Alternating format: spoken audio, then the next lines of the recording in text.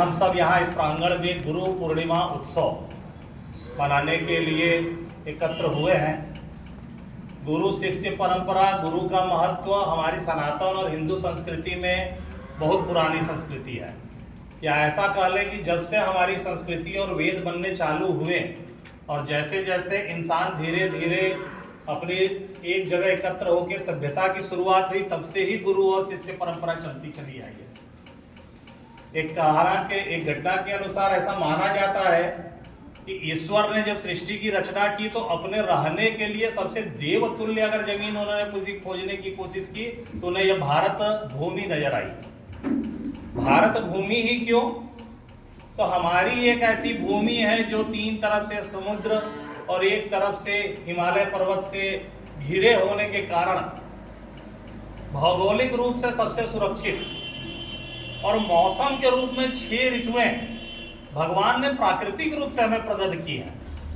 आप बाकी जितने भी कॉन्टिनेंट के मौसम देखेंगे और जगहों पे देखेंगे तो कहीं बर्फ ही गिरी रहती है और कहीं पे रेगिस्तान ही रहता है या अतिवादी मौसम रहता है। वहां पर एशिया कॉन्टिनेंट में ही अगर आप देखेंगे तो हमें सारी ऋतुएं और सारी फसलों का आनंद हमें प्राप्त होता है। जितनी फसल, जितनी ऋतुएं भारत भूमि में हमें मिलती हैं उतनी और कहीं नहीं मिलती।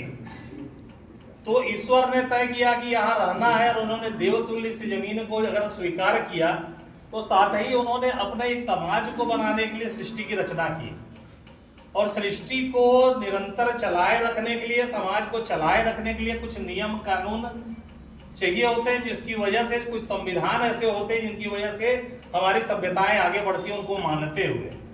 और ऐसी चीजों के लिए ईश्वर ने वेदों की रचना की। हम जानते हैं 4 वेद आदि काल से ही ईश्वर द्वारा प्रदत्त हुए। वेद चूंकि हमारे यहाँ ईश्वर ने प्रदत्त किए और वेदों में हमारे जीवन जीने की पद्धति सिखाई गई। हम अच्छा जीवन, नियमित जीवन और नियम कायदे में रहते हुए कैसे अपना जीवन जी सकते हैं, इसको वेदों ने ही हमें सिखाया। इन वेदों को जो पाठन कर सकते थे, जो पढ़ सकते थे, उन्हें हम मंत्र दृष्टा ऋषि बोलते हैं। ऐसे ही प्रथम मंत्र दृष्टा ऋषि वेद व्यास हुए। वेद व्यास का जन्म कह ले या वेद व्यास को मानते हैं कि आज ही के दिन सृष्टि की रचना हुई और मानते हैं कि आज ही के दिन वेद व्यास ने वेदों को सरल करते हुए पुराण और उपनिषद की रचना की, जिससे हम सभी पढ़ सकते थे। इस तरह गुरु पूर्णिमा के दिन इसको भी व्यास पूर्णिमा भी माना जाता है। भारत भूमि में गुरु शिष्य परंपरा को अगर देखने जाएं तो एक से एक गुरु शिष्य परंपरा के उदाहरण मिलते हैं, लेकिन कुछ उदाहरण जो हमें अभूतपूर्व रूप से याद होते हैं वो माना जाता है कि चाणक्य और चंद्रगुप्त का उदाहरण हम देख सकते हैं। उसी तरह से हम विवेकानंद और रामकृष्ण परमहंस का उदाहरण देख सकते हैं। शिवाजी और समर्थ रामदास का उदाहरण देख सकते हैं और नाना ये लाखों उदाहरण ऐसे पढ़ेंगे जब हम अपने सनातन संस्कृति में देख सकते हैं। हर के कुछ प्रिय उदाहरण होते हैं जिनको वो संग में लाना चाहते हैं। और इस हिसाब से अगर एक वृत्तांत याद आता है कि जब मगध के राजा ने निरंकुश होकर चाणक्य का, जब एक शिक्षक का जो कि उस समय पाटलिपुत्र यूनिवर्सिटी में शिक्षक का कार्य करते थे, उनका जब अपमान हुआ मगध के राजा के उसमें राज दरबार में, तो उन्होंने अपनी शिखा खोली और उन्होंने बोला कि जब तक इस राज्य का विनाश करके मैं नया राज्य अपने मन के लायक, सनातन के लायक राष्ट्र नहीं खड़ा कर लूंगा, तब तक इस शिखा को बांधूंगा नहीं। और गुरु शिक्षक परंपरा में ही शिक्षक जब खोजने निकलता है तो वो पाता है कि एक गांव के मोड़ पे एक बच्चा बैठा हुआ पत्थर पे, एक कैक्टस या कटीली झाड़ी कर ले, 4-5 मित्रों के साथ उस झाड़ी को खोद के अलग कर दिया रहता है और अलग करने के बाद छाछ और नमक मिला के उसकी जड़ में डाल रहा होता है। चाणक्य पूछते हैं आप क्या कर रहे हैं? उन्होंने कहा कि ये पूरे गांव वालों की इसकी कटीली झाड़ियां हमें परेशान करती थी, पूरे गांव वालों की ये गढ़ती थी, आज ये मुझे भी गढ़ा है, मैंने इसका समूल नाश किया है और भविष्य में अगर ये पनप ना पाए इसके लिए इसकी जड़ों में मैं छाछ और मट्टे का, नमक का घोल डाल रहा हूं, इसका समूल नाश हो जाए। शिक्षक को अपना शिष्य मिल चुका था, वही शिष्य जो हुआ वो आगे चलकर चंद्रगुप्त मौर्य के रूप में उसने मौर्य वंश की स्थापना की। चाणक्य साथ में लाए, शिक्षा दीक्षा दी, युद्ध का शिक्षा दी एडमिनिस्ट्रेशन की शिक्षा दी, और उसके बाद हम देखते हैं कि मगध वंश का, नंद वंश का नाश करते हुए मौर्य वंश की जो स्थापना हुई चंद्रगुप्त मौर्य ने की, और ऐसे साम्राज्य की स्थापना की जो अखंड भारत का नक्शा हम आज भी देखते हैं, पाटलिपुत्र से लेकर तक्षशिला तक, और तक्षशिला क्या ईरान तक वो सीमाएं, बाद में उनके पुत्र बिंदुसार और पोते अशोक, चंद्रगुप्त अशोक ने जब उन सीमाओं को बढ़ाया तो ईरान से लेकर पाटलिपुत्र तक, मतलब जहां तक भूभाग एशियन कॉन्टिनेंट में होता था वो अखंड भारत के अधीन आया। क्या वर्मा, क्या भूटान, सारे हमारे, क्या नेपाल, सभी हमारे अखंड भारत के नक्शे में आते थे। तो हम देखते हैं कि अगर एक शिक्षक चाहा, एक गुरु चाहा, तो उसने एक ऐसा शिष्य बनाया जो कि उसके हिसाब से ऐसी साम्राज्य की स्थापना की जहां पर राज्य एडमिनिस्ट्रेशन सबसे अच्छा था, शिक्षक को, बुद्धिजीवियों को सम्मान मिलता था, अपराधियों को सजा मिलती थी, और एक राम राज्य की जो परिकल्पना की जाती है, हम घोषित निश्चित रूप से कह सकते हैं कि मौर्य वंश के स्थापना में ऐसी शिक्षाएं हमें मिली। उसी तरीके से देखते हैं कलयुग में जो दूसरा उदाहरण हमें मिलता है समर्थ रामदास और शिवाजी का। शिवाजी के बारे में हम जानते हैं कि उन्होंने मुगलों के खिलाफ 16वीं शताब्दी में इतनी लड़ाइयां लड़ी जब हिंदू समाज घोर परातन के अंधेरे में चला गया था, जब उसकी स्वावलंबन की सारी वृत्तियां खत्म हो गई, उस दौरान शिवाजी महाराज ने हिंदू साम्राज्य की स्थापना की थी। आदिल शाह और औरंगजेब की सेनाओं को हराते हुए जो एक हिंदू साम्राज्य की स्थापना हुई, और उसके बाद हम देखते हैं कि 80 से 100 साल, 70-80 सालों तक उनके साम्राज्य बढ़ा। लेकिन जब उनके गुरु समर्थ रामदास देखे कि जब ये हमारे शिष्य राजा बन चुके हैं, उनके जब राज्य में उन्होंने घूमते हुए आया, तो उन्होंने कहा कि मैं प्रजा के बीच में थोड़ा आपके राज्य को घूमने चाहूंगा। शिवाजी कहें कि आप हमारे साथ चलेंगे गुरुजी। रामदास को लेकर जब वो अपने राज्य को घूमने निकलते हैं तो शिवाजी पूछते हैं कि शिवा, राज्य कैसा चल रहा है? उन्होंने कहा कि हमने बहुत बड़े, बहुत ही शांत और राम राज्य की स्थापना की है। मेरे राज्य में पूरी प्रजा का पोषण मैं बहुत अच्छे से कर रहा हूं। मेरे राज्य में कोई ऐसा नहीं कह सकता कि मेरे साथ अन्याय हुआ है। उनकी बातों को सुनकर समर्थ रामदास जी सिद्ध पुरुष थे, समझ गए कि शिवा को अहंकार हो गया। पोषण का अधिकार सिर्फ प्रभु को होता है, ऐसा उनका मानना था। उन्होंने कहा, एक पत्थर की ओर देखा और उन्होंने कहा कि इस पत्थर को आप तोड़वा सकते हैं क्या? उन्होंने उस पत्थर को तोड़वाया। उस पत्थर के अंदर एक छोटा मेढक और थोड़ा सा पानी जीवित अवस्था में मिला। समर्थ रामदास ने बोला कि ये मेढक का पोषण कौन कर रहा है? शिवाजी समझ गए, अपने अहंकार को उन्होंने समझा, और उस समय समर्थ रामदास ने कहा कि प्रजा की सेवा करते हुए हमारे मन में अहंकार का बोध नहीं होना चाहिए, और ये चीज आज भी, आज के समय में भी हमारे लिए उतनी ही महत्व की विषय रखती है। गुरु शिष्य परंपरा में हम देखते हैं कि भारत भूमि, जिसको ईश्वर ने स्वीकारा रहने के लिए, शुरू से ही विश्वगुरु के दर्जे के रूप में यहाँ पे स्थापित रही है। पुरातन समय में हजारों साल पहले जब सभ्यताएं शुरू हुई, तो सबसे पुरानी हमारी सभ्यता मोहनजोदड़ो, हड़प्पा और सिंधु घाटी की सभ्यताएं, ये सब पैरेलल सभ्यताएं थी। धीरे धीरे आगे बढ़ा समाज हमारा, धीरे धीरे तो हम पूरे विश्व में यदि व्यापार करना चालू किए, तो पहले रुपये पैसे से व्यापार नहीं होता था, वस्तु विनिमय का व्यापार होता था। और हिंदुस्तान के व्यापारी, यहाँ के व्यापारिक जहाज पूरे दुनिया में यहाँ से सामान एक्सपोर्ट होता था, क्योंकि सबसे ज्यादा अनाज, सबसे ज्यादा वन संपदा, सबसे ज्यादा भूगर्भ संपदा हमारे पास उपस्थित थी, और हम एक्सपोर्ट करते थे, और स्वर्ण के विनिमय के तहत हम काम करते थे। पूरे विश्व में हम चावल देते थे, पूरे विश्व में हम लौह अयस्क देते थे, पूरे विश्व में हम कपड़ों का व्यवसाय करते थे, और बदले में वहां से सोना लेकर आते थे। मसालों का व्यवसाय हमने देखा, जंजीबार और साउथ अफ्रीकन कंटिनेंट में भी हम मसालों को एक्सपोर्ट करते थे, लेकिन बदले में सोना लेके आते थे। पूरे विश्व का सोना हमारे देश में इकट्ठा था। देश विश्वगुरु आर्थिक रूप से इतना समृद्ध था, पूरे विश्व में ऐसा कोई देश नहीं था जितना भारतीय कॉन्टिनेंट हमारा समृद्ध था आर्थिक रूप से। मेधा के रूप में देखें तो एक से एक तेजस्वी वैज्ञानिक, चिकित्सक हमारे यहाँ पैदा हुए। सुश्रुत को हम जान सकते हैं, शल्य चिकित्सा के गुरु। विश्व भर के जितने भी मेडिकल कॉलेज होते हैं, सुश्रुत की वहां पे मूर्तियां लगाई जाती हैं। पहली शल्य चिकित्सा अगर किसी ने की थी, आंखों तक की शल्य चिकित्सा आज से हम 2000-3000 साल पहले कर लेते थे। उसी तरीके से देखा जाए तो एस्ट्रोलॉजी, एस्ट्रोफिजिक्स, एक नासा ने 1920 में जब नासा स्थापित हुई, तो उसने एक थियरी लगाई कि प्लैनेटरी मोशन की, प्लेनेटरी मोशन में माना गया कि एक उल्का पिंड आया किसी समय में, पृथ्वी से टकराया, इसका एक बहुत बड़ा भूभाग टूट के अलग होके एक दूसरा ग्रह बना जिसे हम आज बृहस्पति के रूप में मानते हैं। ये थियरी 1920 नासा है, और नासा प्लेनेटरी मोशन 1952 में थियरी करी गई। और हम मानते हैं, हम पुरातन होते हुए जब हमारी मेधा इतनी कमजोर हो गई तो हम उनको सर्वश्रेष्ठ मानने लगे थे, और हम मानते थे कि उन्होंने किया। लेकिन हम यह भूल जाते हैं कि हजारों साल से हमारे पंडित जी ब्रह्मा मुरारी त्रिपुरंतकारी भानु शशि भूमि सुतो बुधस्य गुरु शुक्र सनुराहि केतवा कुर्वन्तु सर्वे मम सुप्रदातम, ये सारे प्लेनेटरी मोशन, सारे ग्रहों की हम अर्चना 1000 साल और उससे पहले से हजार, जब से हमारी सभ्यता बनी तब से कर रहे हैं। भूमि सुतो बुधस्य, यहां बृहस्पति का नाम सारे ग्रहों में नहीं लिया गया है, लेकिन बृहस्पति को जब हम इंडिकेट करते हैं तो भूमि सुतो, भूमि का बेटा बृहस्पति जो अलग हट गया, इस चीज को हम वहां करते हैं। लेकिन हमारी वैज्ञानिक पारखी रूप से देखने की आभा का अंतर था कि हम इस चीजों को नहीं समझ पा रहे थे। आज नासा अपने दूरबीन से देखकर बताता है कि अभी ये सूर्य ग्रहण है और ये चंद्र ग्रहण है, और उसमें भी अभी 24 घंटे तक के अंतर हो जाती है। हमारे यहाँ वार्षिक पंचांग हजारों सालों से छपते आते हैं, आप पंडित जी से जाके पूछ लीजिए कब एकादशी है, कब सूर्य ग्रहण है, कब चंद्र ग्रहण है, और वार्षिक पंचांग निकालते हैं और 1 सेकंड तक का अंतर नहीं होता। प्लेनेटरी मोशन, एस्ट्रोफिजिक्स हमारी इतनी आगे रही है। हजारों उदाहरण मिलते हैं, आर्यभट्ट के उदाहरण हम देखते हैं, शून्य दिया, तो काफी चीजें हैं हमारे यहाँ से, और हम विश्वगुरु पहले से थे।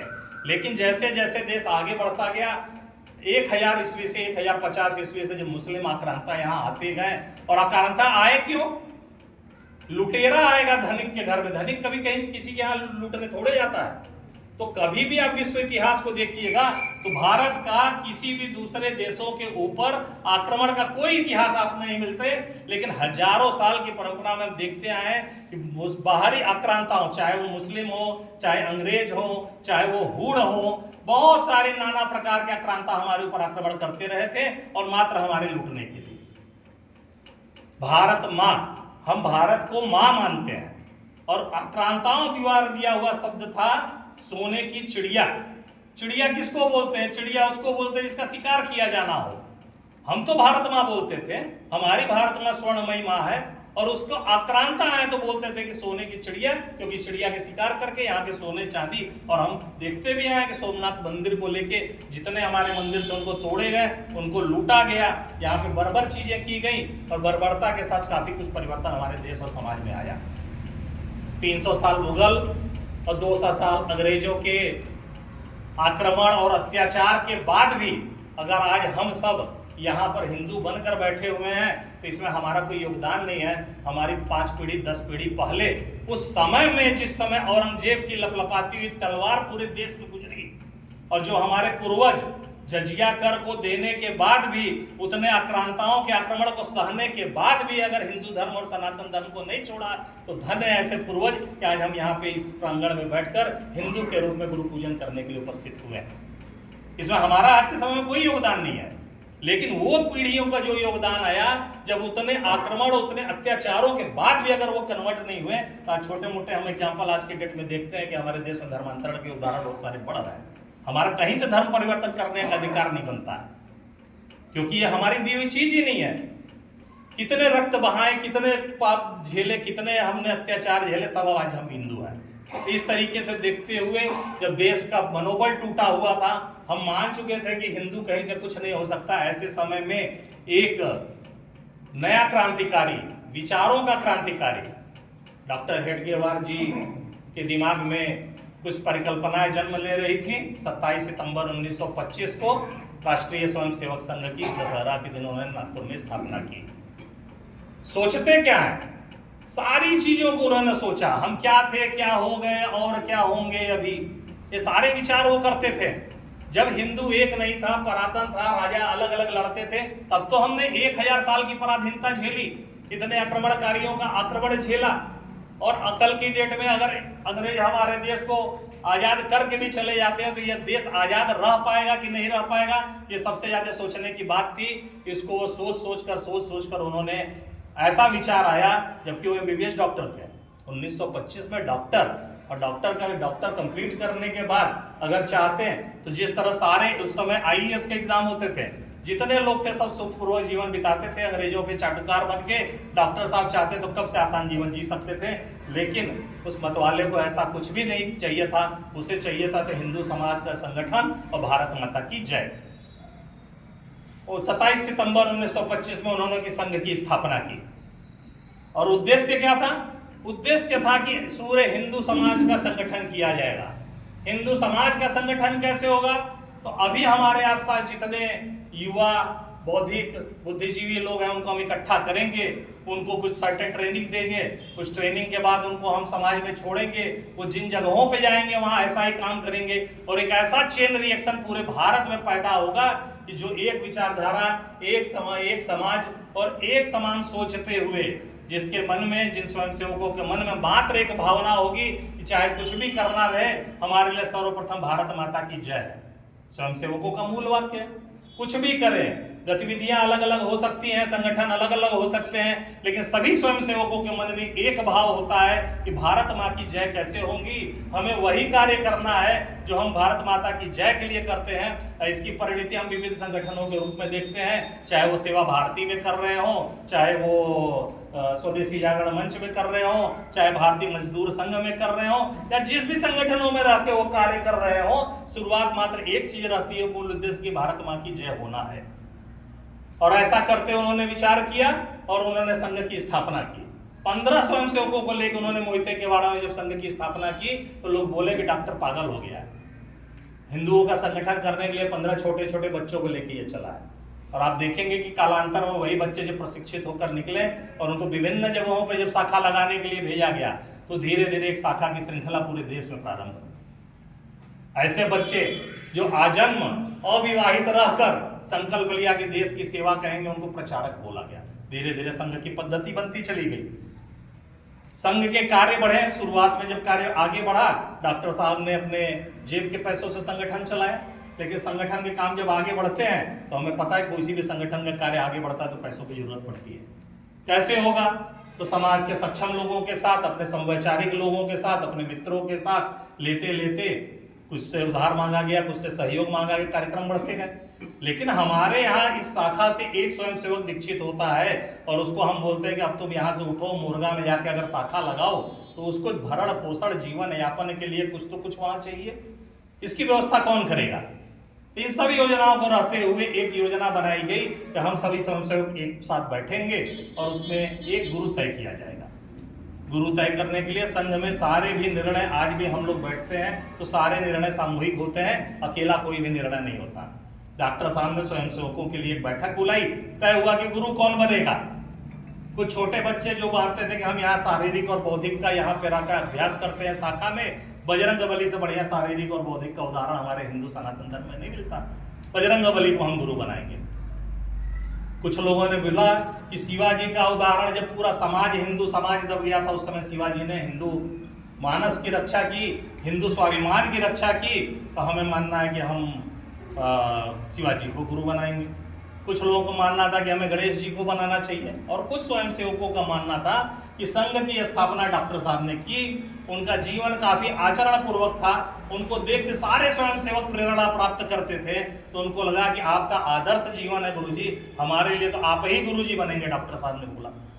डॉक्टर साहब ने बहुत विचार किया और विचार करने के बाद डॉक्टर साहब ने बोला कि आज के समय में, यदि आज के दिवस में मेरा चरित्र आदर्श चरित्र है और आप हमें गुरु समझ रहे हैं, हमें आप मान रहे हैं कि हमें गुरु बनना चाहिए, लेकिन इस बात की कोई गारंटी नहीं है कि आज से 3 साल बाद, 5 साल बाद, 10 साल बाद मेरा चरित्र या मुझसे कुछ ऐसी गलतियां ना हो या मैं स्खलित ना हो और कल की डेट में मेरे अंदर कुछ दुर्गुण ना आए। और जिस दिन मेरे अंदर कुछ दुर्गुण आएगा तो हमारे स्वयंसेवक जो हमारे भक्त हैं, उनकी सबसे पहला विचार मोह भंग होगा तो गुरु के प्रति होगा, और गुरु से अगर मोह भंग होगा तो उसका विचार फिर हमारे संघ के प्रति भी होगा, हमारी संस्था के प्रति होगा। ये सारे सोच विचार करने के बाद डॉक्टर साहब ने कहा कि गुरु ऐसा होना चाहिए जो तत्व स्वरूप हो, जो भविष्य में जिसके अंदर कहीं भी कोई भी तरीके का दुर्गुण ना आने पाए। ये सारे सोच विचार करने के बाद एक चीज ऐसी जो समझ में आई, जो त्रेता युग में प्रभु श्री राम ने अपने रथ पे लगाकर लंका पर आक्रमण किया और बुराई के ऊपर जीत हासिल की, रावण को हराया, उसी चीज को कृष्ण और अर्जुन ने अपने रथ पर आकर द्वापर युग में महाभारत का युद्ध लड़ा और जीत हासिल की। उसी चीज को छत्रपति शिवाजी ने अपने रथ के ऊपर लगाया और उन्होंने आदिल शाह और औरंगजेब और मुगलों की सेना को पराजित किया। वह मात्र एक चीज थी, हमारा भगवा ध्वज। आदि और अनादिकाल से पूज्य, निष्पाप, कोई कलंक नहीं उसके अंदर, कोई दोष नहीं, त्याग और समर्पण का प्रतीक। सूरज जब सुबह सुबह उगता है तो नेसेंट सूरज बोलते हैं, नवजात सूरज का रंग नारंगी रंग, त्याग का रंग नारंगी रंग। जब हमारे यहाँ संन्यास लोग लेते हैं, ऋषि मुनि संन्यास लेते हैं, तो फिर भगवा ध्वजा वो करते हैं। तो त्याग, तपस्या, पवित्रता का प्रतीक। और ये जो दो शिखाएं निकली हुई हैं, इसको भी लिया गया कि जब हम यज्ञ प्रज्वलित करते हैं तो अग्नि की जो दो शिखाएं निकलती हैं, इसको लेते हुए इस ध्वज को हमने अपना भगवा ध्वज को गुरु माना। और सारे स्वयं सेवकों ने 1928 में भगवा ध्वज को गुरु माना। गुरु पूजन होने के बाद फिर आई समर्पण की बात कि अगर गुरु पूजन होता है तो समर्पण कैसे होगा।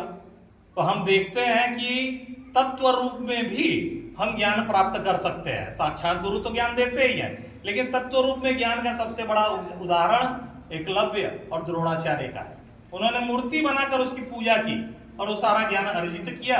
उसी तरीके से हम मानते हैं कि हमारा स्वयंसेवक दैनिक शाखा में सुबह सुबह जाकर ध्वज प्रणाम करता है अपने गुरु को बांधते हुए। जब वो अपना दैनिक अभ्यास के साथ साथ, ये बिल्कुल टेस्टेड चीज है, हमने भी अपने जीवन में कुछ चीजें इधर बीच जाके महसूस की कि आप यदि भविष्य में किसी निर्णय को लेकर अगर कंफ्यूजन में है, सुबह शाखा में जाके आप अपने गुरु से पूछिए, 2 दिन 3 दिन लगते हैं, आप उस निर्णय पे पहुंच जाते हैं। शाखा में आने वाला स्वयंसेवक कभी दो राह पे नहीं रहता, ये करूं कि वो करूं, ये करूं कि वो करूं, ऐसा भाव किसी स्वयंसेवक के मन में आपको नहीं मिलेगा। अगर वो दैनिक शाखा का स्वयंसेवक हो तो घाटा लगे चाहे मुनाफा लगे, नुकसान हो या जान जाए, एक राह पकड़ेगा और उस पर आगे बढ़ता है और सब कुछ सोचने के बाद आगे बढ़ता है। कभी भी आप उसको संदेह के दायरे में नहीं देखेंगे, कभी वो निर्णय को लेकर पड़ा हुआ हो। ये चीजें हमारे दैनिक जीवन में भी परिलक्षित होती हैं। तो समर्पण का जब भाव आया तो हुआ कि करना क्या है, तो हुआ कि चंदा लिया जाए। चंदा में एक भाव ये होता है कि जो सबसे ज्यादा चंदा देता है वो संगठन पर हावी होने की कोशिश करता है। आज आप चले जाइए समाज में, किसी से आप चंदा लेके आइए तो वो बोलेगा कि हमें भाई मुख्य अतिथि बनाओ। कल के डेट में कुछ और काम होंगे तो बोलेंगे सारे स्वयंसेवकों को लेके आओ, हमारे साथ चलो। और हमेशा चंदा वाला भाव, जो चंदा देता है वो हमेशा डोमिनेटिंग रहता है, चंदा लेने वाला दबा रहता है। और डॉक्टर साहब शुरू से ही दूरदृष्टि थे, उन्होंने शुरू से ही चंदे के लिए मना कर दिया कि चंदा वाला भाव संघ में कभी आएगा नहीं। हम सब आप पुराने स्वयंसेवक हैं, भैया तो बहुत पुराने स्वयंसेवक हो गए, उनसे भी पुराने स्वयंसेवकों में अगर किसी ने संघ की चंदे की रसीद आज तक देखी हो किसी कार्यक्रम में तो बता सकता है। एक से एक बड़े कार्यक्रम हो जाते हैं। 1000 स्वयंसेवकों का वर्ग लगता है, 15 दिवसीय 20 दिवसीय वर्ग लगता है, कहीं कोई चंदे का कार्यक्रम दिखता है क्या? संघ की कार्य पद्धति है, समाज को जोड़ो, समाज से सहयोग लो, समाज से कार्य करो।